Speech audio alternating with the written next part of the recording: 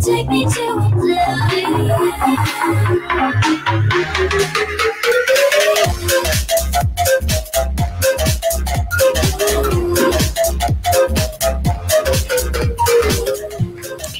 Hola amigos y amigas, somos Cuarta Instancia. Mi nombre es Angélica Porras, estoy acompañada de Luis Ávila Linzán y de Santiago Machuca.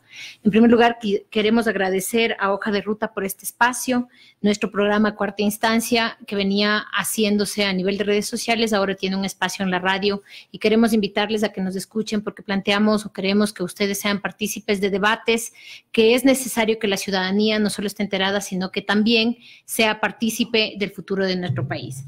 El día de hoy vamos a abordar 3 temas. En primer lugar, el informe de la Comisión Interamericana de Derechos Humanos por las jornadas de octubre, es decir, lo que ha planteado la Comisión Interamericana de Derechos Humanos respecto de si existió o no existió uso excesivo de la fuerza, qué pasó con las manifestaciones, qué ha hecho el Estado a partir de lo que ocurrió, de los muertos, de los heridos, de las personas que fueron detenidas también como resultado de las protestas de octubre del 2019. Pero también queremos abordar 2 demandas de inconstitucionalidad que se han presentado a la Corte Constitucional, la una por la Ley de Simplificación Tributaria y la otra por el tema del estado de excepción de las jornadas de octubre del 2019. Quisiera empezar con Luis Ávila. Ustedes le conocerán, él es un reconocido abogado constitucionalista, profesor universitario, y me gustaría saber, Luis, ¿cuál es tu opinión respecto del informe de la Comisión Interamericana de Derechos Humanos? Muchas gracias, Angélica, compañeros.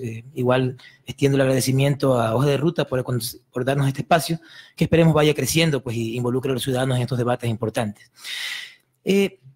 La primera impresión que yo tengo es que el informe de la CIDH tuvo un impacto político devastador en el gobierno. Ellos no pensaban que el informe iba a ser tan duro, en primer lugar. Y en segundo lugar, ellos pensaron que en todo caso la CIDH está tan debilitada políticamente que tampoco iba a tener ningún impacto. Sin embargo, se equivocaron, creo yo. Entonces no se midió políticamente y creo que el impacto del informe es devastador. O sea, basta con ver los justificativos a veces un poco absurdos del gobierno y de sus autoridades para darse cuenta que en realidad, o sea, les ha afectado bastante el informe de la CIDH. Ciertamente el sistema interamericano está debilitado, pero nadie se pensaba que en medio de toda esta informalidad de América Latina hubiese una voz que estuviese diciendo cosas distintas. Creo que es la CIDH una vez más. Entonces me parece que es interesante el informe y también lo que están haciendo en Chile, que es algo parecido. Entonces nadie se esperaba esa reacción de parte de este organismo y eso está golpeando políticamente a los gobiernos, creo yo, represores en América Latina en estos días. Ahí habría que decir una cosa, no sé, Santiago, ¿tú qué opinas? Leyendo el informe de la Comisión Interamericana, a mí me parece bastante ponderado, porque no es que dirige todas las críticas a la actuación del gobierno. Claro que dice que hubo uso excesivo de la fuerza, que además fue evidente. Claro que dice que hay que reparar integralmente a las víctimas, pero además se menciona que es necesario hacer investigaciones por el tema de la violencia, inclusive se refiere a los manifestantes. Entonces, me parece que la reacción del gobierno fue o es exagerada, porque de la lectura de las recomendaciones no existe un sesgo, como se ha dicho, del informe de la comisión. Entonces, no sé, tú, Santiago, ¿qué opinas? ¿Cómo miras esta reacción? Tomando en cuenta que el informe dice, es ecuánime.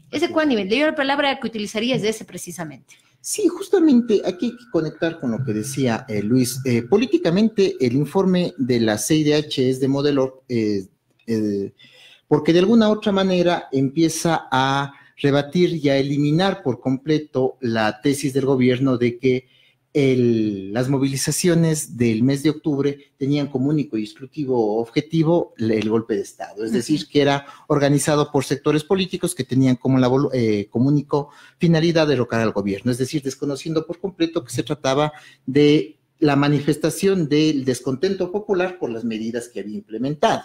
Entonces, de alguna otra manera, ese informe tiende prácticamente a dejar sin piso a la tesis del gobierno. El gobierno, por lo tanto, no tiene posibilidad alguna de entrar a rebatir estas situaciones y empieza a caer en la típica retórica de la legitimidad de la Corte Interamericana, que todo gobierno de turno lamentablemente ha cuestionado. Pues entonces, no se centran en la necesidad de rebatir con argumentos válidos el por qué determinadas partes del informe carecen de sustento, carecen de verdad, sino entran a rebatir la legitimidad del sistema interamericano y también la legitimidad de por qué tendríamos que acoger el informe, por qué ahora se nos exige a nosotros acoger el informe de la CIDH si al anterior gobierno prácticamente deslegitimaba toda la actuación de las... Entonces, como una especie de tira y vuelta medio bastante artero frente a una carencia de argumentos por parte del gobierno. Y a mí me parece que además hay un par de cosas más que hay que tener en cuenta del informe, ¿no? La primera cuestión es el tema del estado de excepción. Entonces, hay una mención a que se aceptó, se dio luz verde para el estado de excepción y obviamente se dice que en este estado de excepción cuando la Corte Constitucional hizo su dictamen de que se aceptaba el estado de excepción, solo redujo, pero que no hizo posteriormente mayor control. Entonces, me parece que ese es un elemento y otro elemento que también me gustaría plantear es que el tema de la segunda recomendación dice establecer un plan de atención inmediata y reparación integral para las víctimas de las protestas y sus familias, sin referirse solamente a las víctimas del lado de los manifestantes, sino en general. Entonces, y además, me parece que eso es llamar la atención sobre una falla grave del sistema judicial y del sistema de garantías de todo el país, porque esto no debió decirlo la CIDH, esto debió haberlo hecho el país a través de sus órganos de control, de reparación, etcétera. De acuerdo, pero a ver, yo vuelvo a la idea inicial que habíamos planteado. O sea, yo creo que jurídicamente el informe es ponderado, está bien, sí. O sea, está dentro de los cánones establecidos en el sistema, pero es demoledor, ¿por qué razón? Porque el gobierno no entiende el rol de la CIDH. Es decir, si nosotros leemos bien el informe, en realidad es ponderado en la medida que dice, vean, hay actos de violencia, unos podrían haber sido ocasionados por el abuso de la fuerza de manera abusiva, o pudo haber sido también por otros actos que no necesariamente son esos, son de los ciudadanos. Esto, en esa parte está ponderada. Pero el gobierno recibe el golpe y no sabe recibirlo. ¿Ya? ¿Por qué? Porque está legitimando, como dice Santiago, a la CIDH, haciendo lo que han hecho todos los tiranos en América Latina, o gobiernos autoritarios, ¿no? Diciendo que la CIDH es imperialista, que la CIDH está politizada, que algunas autoridades de este gobierno, escuché inclusive que dijo que está intervenida por el correísmo. ¿Ya? Sí. O sea, dice que hay una facción correísta dentro de la CIDH que está influyendo en esto, lo cual, o sea, creo que están haciendo referencia a Patricio Pazmiño, entiendo yo. Es de la Corte. Que es de la Corte, que no es otra cosa, que es una cosa distinta. Que no es de la Comisión, sino de la Corte. Ahora, ¿por qué digo que ellos no entienden el rol? Porque miren, o sea, el informe de la CIDH siempre va a tener un sesgo por los ciudadanos. Claro. Porque es el mandato de la convención, así de sencillo. Es decir, la CIDH más bien fue bastante ponderado en la medida que dijo, puede haber también otras violaciones y otras cuestiones que salen de este formato de violación de derechos humanos, pero hay que investigar. ¿Ya? Es lo que dice, y eso lastimosamente, si el gobierno lo hubiese entendido bien, y me llama la atención, por ejemplo, que el canciller, que me parece un tipo muy preparado, no haya regentado esto, ¿no? Y son otras autoridades quienes salen a deslegitimar esta cuestión. Porque claro, si se entiende cuál es la naturaleza del sistema interamericano que tiene que defender al ciudadano, obvio que tiene un sesgo. Siempre va a tener un sesgo, ¿ya? Entonces, lo que debían haber hecho ellos más bien es basarse en la parte neutral que les favorece, es esa idea de investigar las violaciones. Porque es verdad, puede haber también habido un abuso de parte de los protestantes, hubo tal vez desmanes, afectación a la propiedad privada, es muy posible, o afectación a los policías, que en efecto ocurrió. Ahora, lo que hay que explicar a los ciudadanos muy claramente es que quien tiene que defender la CIDH y la política de los derechos humanos es el ciudadano. Sí. O sea, siempre está en sospecha el Estado. ¿Por qué? Porque el Estado tiene todo el poder, tiene las armas, tiene la fuerza pública, tiene los recursos y el ciudadano está indemne frente a eso. Entonces, por esa razón, este tipo de informes siempre debe tener un sesgo, ¿ya? Y el Estado nunca lo entendió y lastimosamente creo que ninguna de sus autoridades lo entendió. Entonces el golpe de este informe se magnifica por la falta de entendimiento del gobierno respecto de la naturaleza de este tipo de informes. Y yo quisiera también mencionar un tema que me llamó mucho la atención del informe, y creo que con esto podríamos cerrar esta cuestión del informe, y es que la comisión señala que las misiones que se desplazaron a distintas ciudades, entre ellas a la cárcel de La Tacunga, tuvieron una serie de impedimentos para ejercer su función, sobre todo allí, en el centro de privación de la libertad. Y obviamente esto llama la atención porque si recordamos la grave crisis por la que está pasando el sector penitenciario, o sea, que no te permitan la entrada a una de las misiones de la Comisión Interamericana de Derechos Humanos muestra o que bien que se quiere tapar algo o que hay realmente un grado de descontrol, porque quien le llamó a la Comisión Interamericana, recuerdan ustedes, es el propio gobierno. Le extendió una invitación. Ahora, frente a eso, Angélica, hay que tomar en consideración un elemento importante que tú traes a cotación, que es el nerviosismo del gobierno. No entendemos por qué el nerviosismo y el descontrol del gobierno. De alguna otra manera, un argumento muy oportuno para el gobierno hubiera sido partir desde la neutralidad en el sentido de señalar y responder a la comisión de que implementará las recomendaciones y que procederá a realizar una serie de investigaciones en el ámbito administrativo o penal para poder llegar a la conclusión y sancionar excesos de fuerza que pudieron haberse dado. El problema es que el gobierno está rehusado por completo a tocar la palabra investigación. Es decir, el gobierno no quiere saber de que se puedan abrir procesos de investigación. ¿Qué tiene que ocultar? ¿Qué tiene que tapar? ¿O qué le debe el gobierno nacional, el gobierno civil, a las fuerzas de seguridad del Estado? Claro. Porque hay un sometimiento a ciertas fuerzas de seguridad del Estado, y en eso me voy a referir específicamente no a las Fuerzas Armadas, pero sí a la Policía Nacional, en el sentido de que su ministra de Gobierno de algún punto de vista muestra un sometimiento absoluto a situaciones, a evitar cualquier tipo de situación que pueda poner susceptible a la Policía Nacional. Frente a eso, entonces, ¿por qué el gobierno se niega? Dos elementos: ¿qué quiere tapar o a quién quiere ser o con quién quiere ser condescendiente? ¿Con quién quiere quedar bien? ¿Con quién quiere quedar bien? Y justo relacionado con esto, yo quisiera, Luis, que nos comentes un poco sobre el tema de la acción de incumplimiento que ustedes presentaron, que nosotros presentamos ante la Corte Constitucional por el tema del estado de excepción. Quisiera que les cuentes a nuestros amigos y amigas de qué se trata, qué significa esto de la acción de incumplimiento y para qué se presentó a propósito del tema del estado de excepción por las protestas de octubre del 2019. Yo quiero conectar esta demanda con un comentario para cerrar algo que planteaba Santiago. O sea, ¿por qué? ¿Por qué actúa así el gobierno? ¿Ya? Yo creo que hay una cosa que ya está hartamente sabido. Las políticas neoliberales en los años 90 y ahora se imponen por políticas de shock.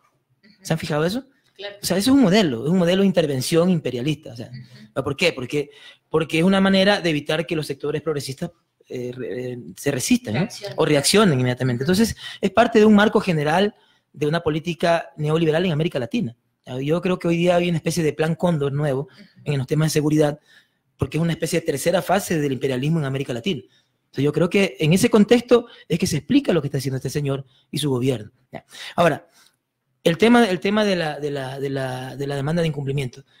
En el contexto de las protestas de octubre, uno de los elementos claves que hay que analizar es que la Corte Constitucional estableció un dictamen aprobatorio respecto del estado de excepción dictado por el gobierno, ¿no? Es un procedimiento que está en la Constitución y eso busca tratar de controlar el estado de excepción constitucionalmente, ¿ya?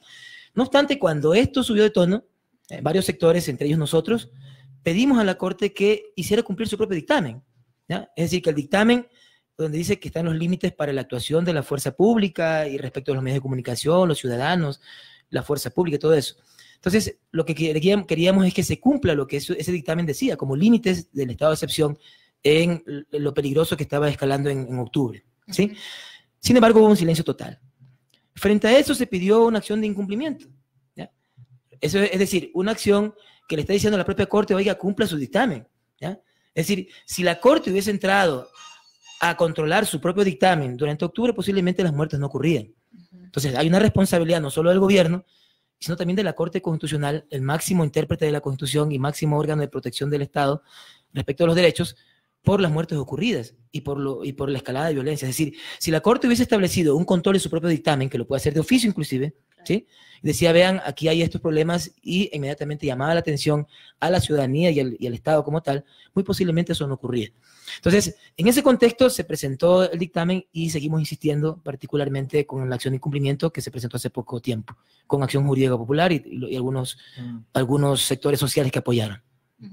No sé, Santiago, si tú podrías ahondar en esto que ha planteado Luis, respecto de cuáles son estos temas que la Corte debía controlar. O sea, ¿qué significa que la Corte realice control sobre el estado de excepción? ¿Y qué significó que la Corte dé luz verde para el estado de excepción? Recordemos que inicialmente el estado de excepción que venía desde el presidente de la República decía 60 días de estado de excepción. La Corte le rebajó a 30, pero además introdujo una serie de estándares que supuestamente servían para mejorar la protección de derechos humanos, ¿no? Sí, justamente estándares bastante light, de alguna otra manera. Ni siquiera esos estándares que fueron muy, muy simplones lograron ser cumplidos por la propia Corte. Pero bueno, en este caso, ¿cómo funciona la acción de incumplimiento de sentencias y dictámenes constitucionales? Lo que se hace es, hay ciertos dictámenes constitucionales y sentencias de garantías jurisdiccionales en donde se ponen obligaciones positivas y negativas, es decir, se le dice a la autoridad qué es lo que tiene que cumplir o qué es lo que no tiene que hacer para desarrollar y proteger los derechos. En este caso, en el dictamen en el dictamen favorable de constitucionalidad de este estado de excepción, del decreto de estado de excepción, la propia Corte se establece límites que tenía que cumplir, es decir, obligaciones concretas para evaluar el cumplimiento de lo dispuesto en el estado de excepción. Entonces, por ejemplo, requerimiento de información de casos concretos al Ejecutivo, como por ejemplo, manejo del uso de la fuerza. ¿O qué pasó con los muertos? ¿En qué condiciones murieron? ¿En qué condiciones, si es que hubo fallecidos? Una serie de situaciones que tenían que ser evaluadas. Es decir, la Corte lo que no hace es procesos de evaluación en el requerimiento de información al Ejecutivo para evaluar la favorabilidad del dictamen. Porque, ¿cuál era el efecto en este caso? Si es que cumplía la Corte Constitucional y realizaba esta evaluación periódica en los propios términos que se estableció, que ellos mismos establecieron, lo que podía francamente es ocasionar que el Ejecutivo, ante la ausencia de información que brinde el Ejecutivo, pues diga, suspendo el estado de excepción, claro. Y eso de alguna otra manera arrinconaba que el Ejecutivo y las fuerzas de seguridad del Estado puedan abstenerse de realizar cualquier tipo de situación. A pretexto del estado de excepción, las fuerzas de seguridad del Estado siempre hacen su agosto, hacen su fiesta y de alguna otra manera no se ponen autolímites en sus actuaciones. La Corte incumple este proceso de evaluación continuo que tenía que hacer del dictamen y ahí están las consecuencias. Y además, considerando que no se ha investigado, ¿no? Que no se ha hecho procesos de investigación serios. Yo recuerdo que dos de las personas que perdieron los ojos señalaban las circunstancias en que perdieron los ojos. Y una de ellas señalaba que salió a protestar cuando fue el cacerolazo, que salió todo el barrio con personas adultas mayores, con niños, al cacerolazo. O sea, la señora no estaba involucrada en el tema de las movilizaciones y llegó una camioneta con policías y dispararon las bombas lacrimógenas a 2,5 metros. Así es. Y que eso le costó un ojo y no hay ningún proceso de reparación. Pero bueno, aquí podemos hacer un sinnúmero de vulneraciones de derecho. Muertes, afectaciones del derecho a la vida, muertes violentas que se producieron de manifestantes y de personas ajenas a las manifestaciones, es decir, personas que ni siquiera salían a manifestar, que pasaban por ahí. 2, afectaciones a la integridad física, varias personas que perdieron algunas extremidades. Segundo, el tema de vulneraciones del debido proceso, que es lo que sucedió en los casos de flagrancia, cuando ciertas personas fueron detenidas, no se permitía el acceso a los abogados. Se les mandó, por ejemplo, a los cuarteles. Se mandaron a cuarteles militares cuando eso tiene prohibición constitucional. De la policía también, así es. No aparecieron muchos de los detenidos, aparecían a las 24, 48 horas, golpeados. Es decir, situaciones nunca antes vistas. 2, un llamado completo del control de la situación a las Fuerzas Armadas. Aquí hay parámetros de la propia Corte Interamericana de Derechos Humanos en donde se establece que los gobiernos tratarán en lo posible de no involucrar a las Fuerzas Armadas en el control de la protesta social. En los temas de seguridad. En los temas, y más en los temas de seguridad, lo cual se cumplió por completo. Así es. Entonces, son situaciones que ya nunca antes vistas. Yo yo solo en mi corta edad solo he visto estos temas en películas que rememoran dictaduras, pero dictaduras militares. O sea, jamás he visto, por ejemplo, en ciudades de nuestro país, tanques militares con uniformados corriendo atrás de los tanques. O sea, son situaciones que no se logran borrar de la mente de las personas. No sé, ¿tú querías decir algo más, Luis, sobre este tema? Sí, a mí me parece que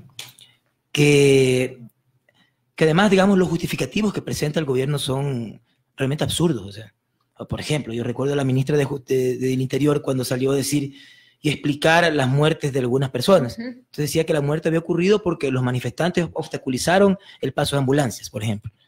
Que las personas que cayeron del puente, ¿ya?, se cayeron porque eran delincuentes que estaban huyendo y que digamos, por cosas del destino cayeron, sin que nadie los haya empujado. Bueno, además, digamos que me parece a mí que en ese contexto, eso ya ha variado un poco ahora, como estrategia.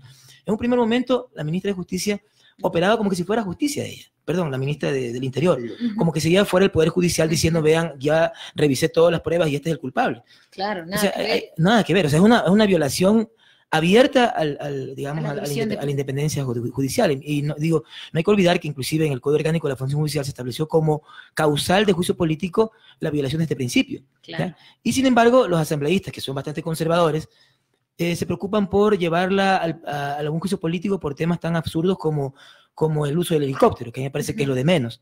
¿Ya? Habiendo otras cosas. Habiendo cosas más graves como estas. No es que eso esté bien, sí, pero hay cosas que son muy complejas. Son sumamente complejas y digamos que hacen entender que hay una intervención política en los otros poderes. Ahora, el otro elemento que también quisiera mencionar es estos 5 minutos que habla el presidente los días lunes, lo que antes era sabatina, no me acuerdo cómo le llaman ahora, el enlace anterior, no sé cómo se llama ahora, pero él da un mensaje todos los días lunes, habla 5 minutos, ¿no? Editado. ¿Ya? Me pareció una cosa terrible lo del día lunes, o sea, horrible. Lo de ayer. Lo de ayer. Porque básicamente todo fue enfocado al tema del informe. Sí, entonces dijo que esto era organizado por el correísmo, que eran terroristas, que estaban disfrazados de gente que estaba en las protestas. Sí. Y llegó inclusive a decir cosas que digo, si este país funcionara, deberían seguir un juicio por difamación al presidente.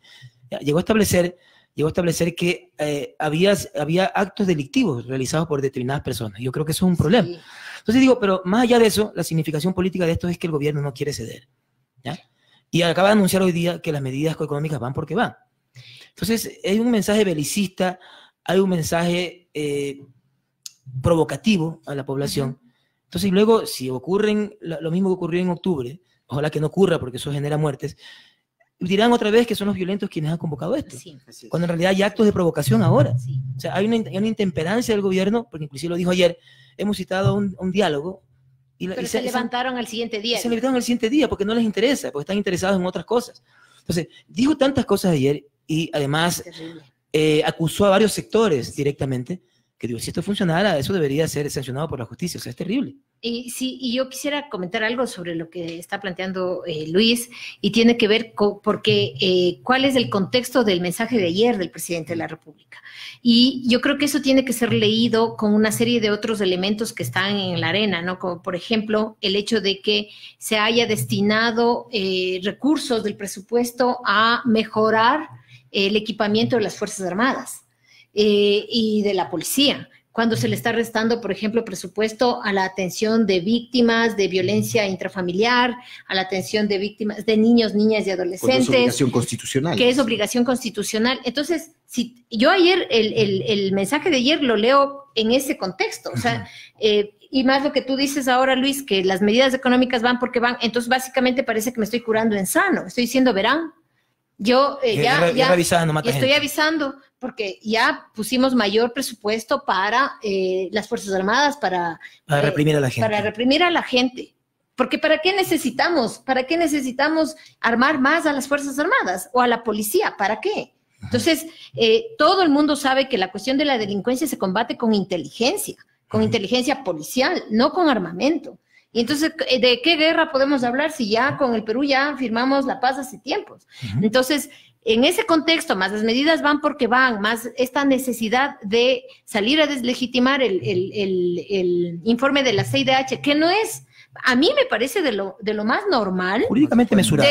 Mesurado, muy ecuánime, y salir a deslegitimar, porque además el llamado que hace la CIDH, la comisión, es salir a decir, hagan un llamado al diálogo, participen entre todos, revisen la cuestión económica, y parece que eso, a mí me da la impresión que eso es lo que más les molesta, porque si es que ya están decididos a tomar las acciones económicas y armo al ejército, armo a la policía, salgo a decir a la televisión que esto está detrás de terroristas, y no me acuerdo, porque no hubo una sola mención a los muertos. Así es. Una sola mención. Nunca se dijo hubo 11 muertos, investiguen.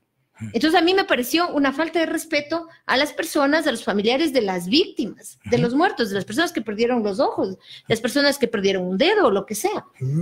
Ni una sola mención. Eso me pareció además, miren lo que dicen los medios tradicionales, ¿no?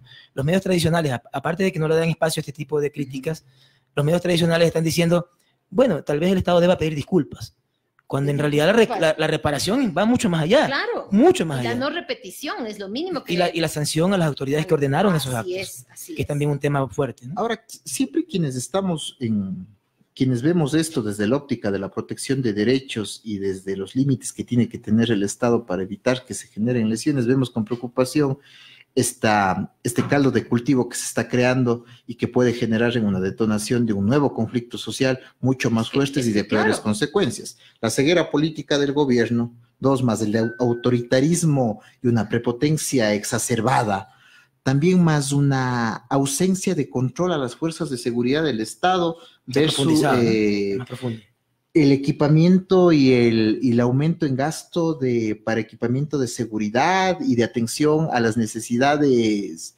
que tienen las Fuerzas Armadas, y de alguna otra manera el no escuchar a ciertos sectores de la población. Eso es un caldo de cultivo para que en 2 o 3 meses estemos en una conflictividad social peor a la de octubre, en un año preelectoral que de alguna otra manera ahundará también. Pero además, Santiago, mira tú lo que pasa con el empleo. O sea, el tema del trabajo y el empleo está en sus peores momentos. Así es. Quito tiene como nunca antes, tiene la mayor tasa de desempleo y más las desvinculaciones del sector público. Quito es una ciudad que tiene un gran porcentaje de personas dedicadas a la burocracia. Claro. Entonces ahí tenemos justo un problema en el empleo, un problema en el acceso al empleo, un problema en la estabilidad. Y además todos estos otros elementos, lo que tú dices es justamente, o sea, parece que eso es lo que va a ocurrir. Y a mí ayer el mensaje me dejó muy preocupada, porque arriesgarse a decir en el papel de presidente de la República, detrás de esto hay terroristas, me parece a mí una afirmación. Cuando el debate sobre el término, ¿no? El término de terrorismo a nivel internacional, vos que sabes más de eso, Lucho, o sea, a nivel internacional todavía hay un gran debate sobre lo que es terrorismo o no es terrorismo. Nadie sabe lo que es terrorismo. Exactamente. O sea, no, y más que todo, no se puede deslegitimar la protesta social. La lucha social. Sí. Pasamos un tiempo, parece que en muchos sectores del gobierno, aquí se les puede aplicar, dice la vaca no se acuerda cuando era ternero, ¿no? O sea, están con el problema.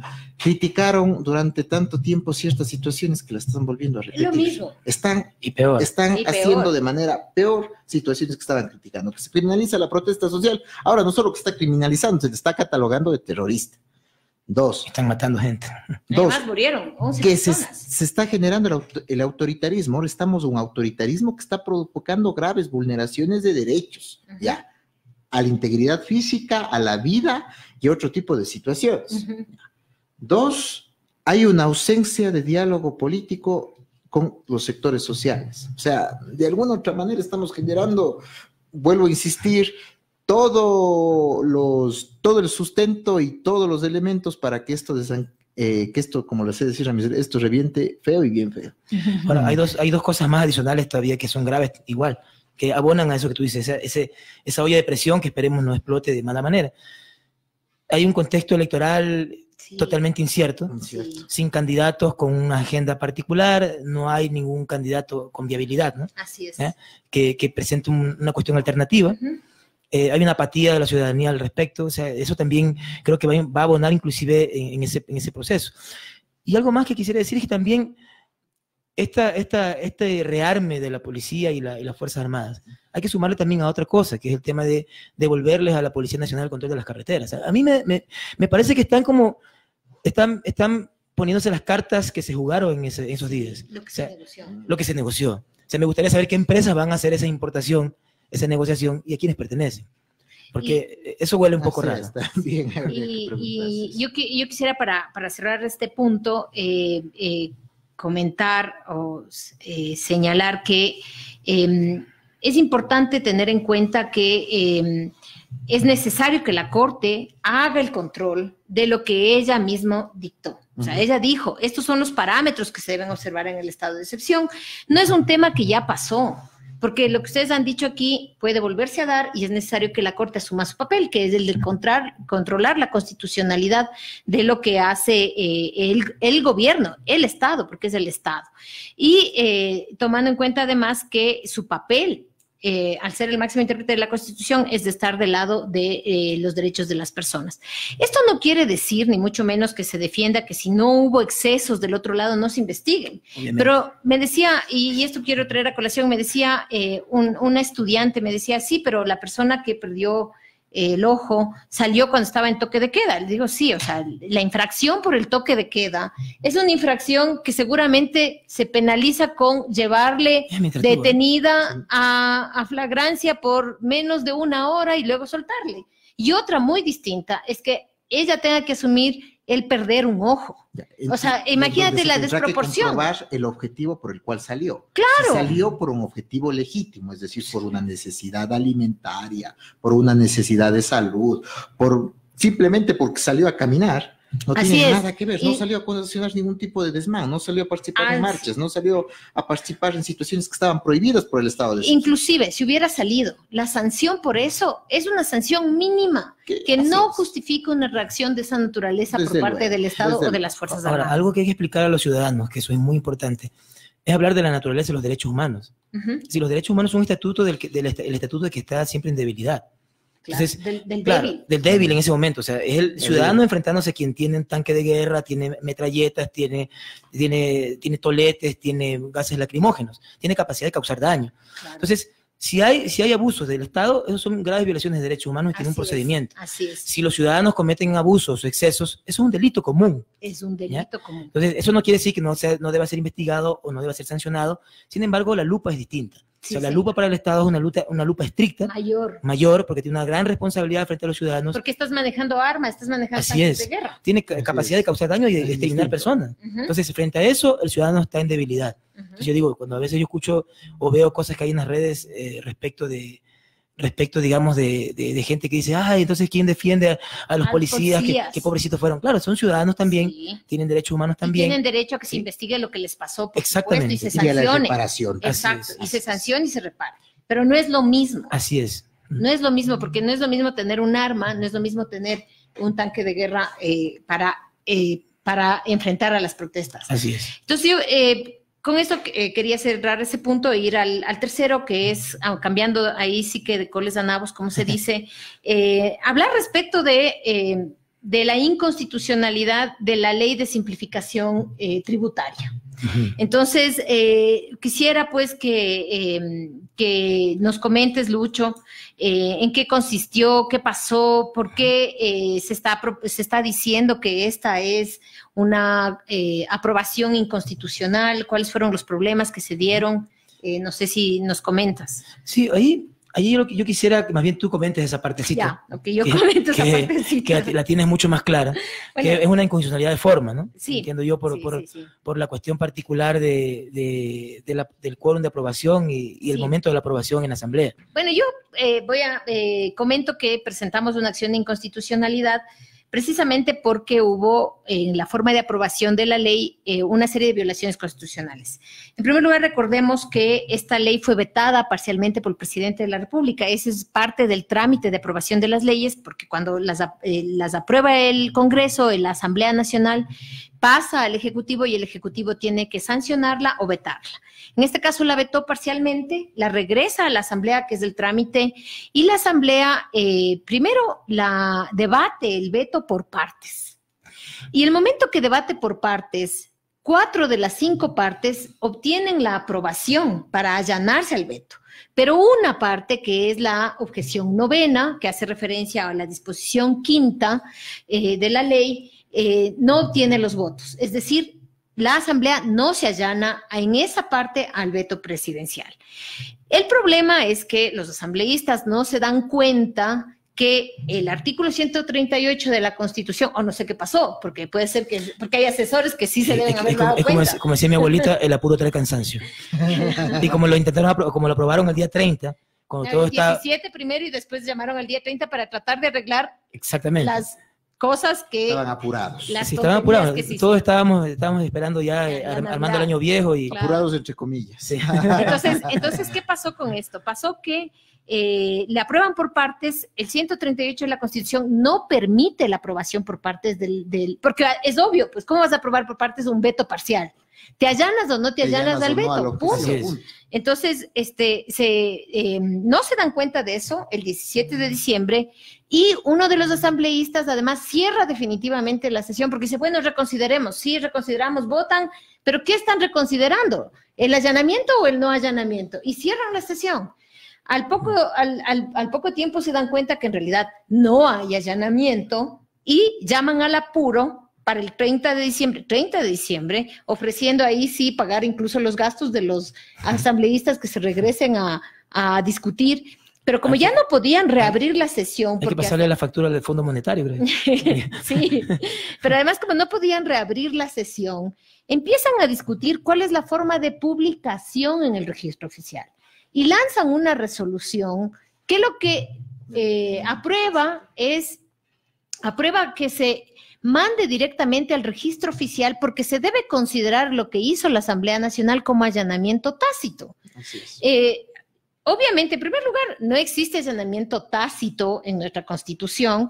Lo que hay es el Ministerio de la Ley que se llama, que es una vez transcurridos los 30 días sin que se pronuncie el legislativo, entra por el mandato de la ley. Pero eso es siempre y cuando no se haya pronunciado el legislativo, pero además, quien puede mandar a que se publique en el registro oficial es el presidente de la República, a quien le regresa la norma. Y una vez transcurridos los 30 días. Entonces, los 30 días se cumplían el 17 de enero. ¿Pero por qué el apuro? Porque tenía que empezar a regir desde el 2020. Y si es que caía el 17 de enero los 30 días, empezaba a regir desde el 2021. Entonces, además de esta serie de inconstitucionalidades, resulta que la convocatoria a esta reapertura, entre comillas, de la sesión del 30 de diciembre, se hace sin que haya secretario general en la Asamblea Nacional. Y el prosecretario renunció. O sea, me imagino que ante semejante cosa dijo, yo me voy. Entonces, quien nombra un prosecretario general ad hoc, figura que no existe ni en la ley ni en la Constitución, es el presidente de la Asamblea. Y además, se inventan, porque esa es la palabra, se inventan un nuevo requisito para la aprobación, más bien dicho, un nuevo procedimiento para la aprobación del veto parcial.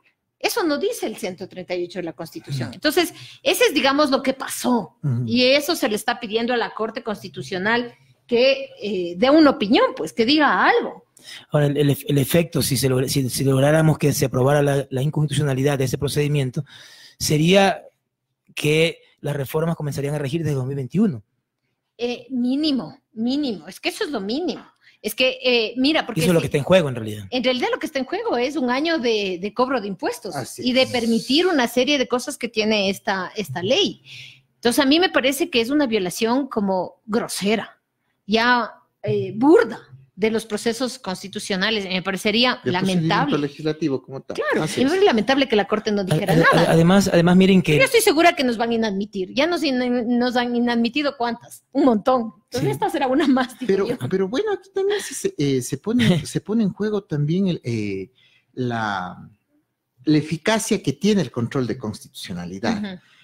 Hay dos tipos de inconstitucionalidades, la inconstitucionalidad formal y la material. La formal, de alguna u otra manera, busca precautelar que las normas que integran el ordenamiento jurídico sean expedidas por autoridad competente y que sean expedidas de acuerdo al procedimiento establecido Es para la ello. formal. Ya, es la formal. Ujú. La material, en tanto, busca de alguna u otra manera que no haya restricción al ejercicio de Ujú. derechos. Ahora bien, el presentar una inconstitucionalidad, una demanda de inconstitucionalidad formal, no obsta que la propia Corte pueda entrar a realizar análisis de ojalá. constitucionalidad material. Ojalá. Ahora bien, Que las hay si algunas, la ¿no? Corte, Sí. que las hay algunas, hay llamamiento incluso a aplicación retroactiva de la norma, que es terrible. Ujú. Ahora, de alguna otra manera se está jugando de por sí, o sea, que la Corte se haga, no creo que la Corte se haga de la vista gorda ante una situación tan fuerte, me costaría creer. Sin embargo, aquí lo que señalaba Santo Tomás, ver para creer, tendremos que esperar a analizar que la Corte tome un análisis, tome esta situación en serio y precautele la intangibilidad del procedimiento legislativo, Ujú. cuando menos, Claro. porque con esta famosa figura del allanamiento tácito, pues simplemente los legisladores se duermen a mitad del debate, no aprueban nada y entró sin que nadie se Pero dé además, cuenta. en este caso hubo una no aprobación expresa. Es que no aprobaron. Claro, no aprobaron una No parte aprobaron. del veto. Ya, Pero- incluso el dividir el veto Claro, eso. y el O sea, no no sé cómo pronunciarse se les sobre ocurre. este tema, o sea, ya genera una franca vulneración Así es. al procedimiento. No sé, Lucho, si quieres comentar algo sobre este tema. Sí, creo que está bastante claro, digamos, qué es lo que está en juego, ¿no? Ujú. O sea, y ahí una cosa que no se ha dicho, pero que también habría que luego revisar bien, es que todas las cuestiones tributarias y Ujú. financieras que son sumamente fuertes y que afectan a los sectores más pobres de este país y que benefician a las empresas, no están en el cuerpo de la norma, están en las disposiciones finales, Sí. generales y transitorias. Sí. O sea, como que Sí. avergüenzan, ¿no? Ujú. Sienten vergüenza, bueno, es bueno que sientan algo de vergüenza, ¿no? Ujú. Y la ponen allí, ¿no? En el cuerpo de la ley no dice casi nada, ¿no? Pero bueno, eso no necesariamente es un problema de constitucionalidad, es un problema más político, ¿no? Es como esconder un poco la norma allí, pero el otro análisis que habría que hacer luego es si es que eso también vulnera derechos particulares de los ciudadanos. Yo creo que sí, a la igualdad, a temas económicos, a la intangibilidad del sistema económico que está en la Constitución. Sí, sí, efectivamente, y esa es una práctica ya de varios años atrás que viene, que lo medular de las reformas están en las disposiciones transitorias. Bueno, ya estamos cerca de terminar. Quisiera, por favor, unas palabras finales, tal vez señalarles a nuestros amigos y amigas que vamos a tener este espacio los días martes a esta misma hora. Quisiera unas palabras para finalizar este espacio, Santi. Muchísimas gracias al espacio, a unir a Hoja de Ruta, que nos ha permitido de alguna u otra manera tener este espacio para comentar temas desde un punto de vista jurídico, pero también político, que de alguna u otra manera nos va a permitir generar debate sobre situaciones que de alguna u otra manera aparecen invisibilizadas y que no han podido calar en la conciencia colectiva de alguna otra manera. No sé, Luis, está a puertas del tema de la reforma laboral y de la reforma al seguro social. Uh-huh. Son reformas importantísimas y parece que a nadie le importan, ¿no? O sea, son a las élites no les importan, a nosotros sí. Sí, pero bueno, la idea es un poco reactivar tal vez el próximo programa. Uh-huh. Podemos un poco desmenuzar algunas de las cosas que se están discutiendo y son muy importantes, ¿no? Seguro social, tema laboral, la reforma laboral, contratos, flexibilización. En el tema de seguridad social, algo que se ha hecho público, uh-huh, pero hay cosas más graves, creo yo, es esta idea de aumentar la edad de los jubilados. Uh-huh. Eso es una cosa terrible, uh-huh, terrible. O sea, mientras el mundo entero está discutiendo más bien ampliar, uh-huh, disminuir la edad de las personas para jubilación, eso está discutiéndose en Europa y en muchas, uh-huh, partes del mundo. Sin embargo, aquí estamos pensando más bien subir la edad. O sea, eso afecta a la progresividad de los derechos y va a precarizar más la situación de los jubilados. Si los jubilados hoy día, que reciben jubilaciones muy pequeñas, la mayoría, ¿sí? Y que se ven destinados a seguir trabajando, ahora van a tener que formalmente jubilarse más tarde. Sí. Es profundamente absurdo, creo yo. Entonces, esos son temas que están en nuestra planificación para conversar con ustedes. Les agradecemos muchísimo nuevamente a Hoja de Ruta por el espacio y esperamos contar con su acompañamiento en las próximas veces que estemos por aquí. Muchísimas gracias. Muchas gracias. Muchas gracias. Buenas tardes.